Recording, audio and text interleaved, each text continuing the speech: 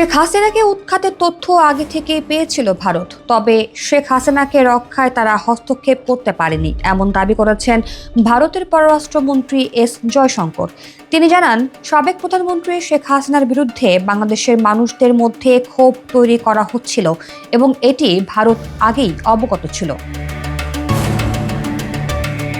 22 March দেশটির পররাষ্ট্র বিষয়ক সংসদের পরামর্শক কমিটির কাছে জয়শঙ্কর এই তথ্য জানান বলে দাবি করেছে প্রভাবশালী সংবাদ মাধ্যম দ্য হিন্দু।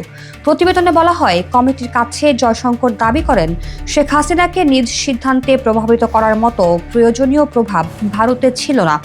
তারা সে সময় কেবল হাসিনাকে পরামর্শ দিতে পারতেন।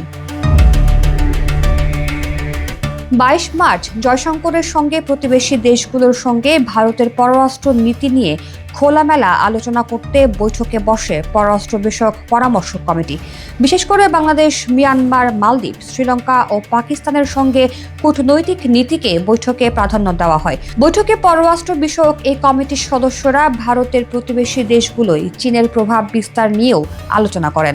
তারা জয়শঙ্করের কাছে জানতে চান, সামনের দশকে বাংলাদেশ, মালদ্বীপ, শ্রীলঙ্কা ও নেপালে চীনের প্রভাব ঠেকাতে ভারত কি পরিকল্পনা করছে। এছাড়া তারা মিয়ানমারের গৃহযুদ্ধ ও এ নিয়ে ভারতের প্রস্তুতি, দক্ষিণ এশিয়ার জোট সার্কের পুনর্জাগরণ নিয়েও আলোচনা করেন পরামর্শকরা। বৈঠকে সার্ক জোটের কার্যক্রম ফের শুরু করার ইঙ্গিত দেন জয়শঙ্কর।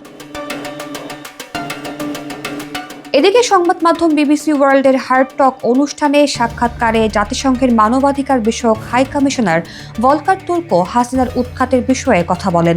তিনি বলেন, নিরস্ত্র সাধারণ মানুষের বিরুদ্ধে না যেতে বাংলাদেশ সেনাবাহিনীকে অনুরোধ জানিয়েছিলেন তারা। তিনি দাবি করেন, ওই সময় জাতিসংঘের পক্ষে থেকে সতর্কতা বার্তা, হুঁশিয়ারি দেওয়া হয়, নিরস্ত্র মানুষের বিরুদ্ধে গেলে জাতিসংঘের শান্তিরক্ষী বাহিনীতে বাংলাদেশকে নিষিদ্ধ করা হবে। তবে আন্তঃবাহিনী জনসংযোগ পরিদপ্তর ISPR এর দাবি, তুর্ক সেনাবাহিনীকে এ ব্যাপারে সরাসরি কিছু বলেননি, বরং সেনাবাহিনীর বদলে তৎকালীন হাসিনা সরকারকেই এ বিষয়ে সতর্ক থাকতে বলা হতে পারে।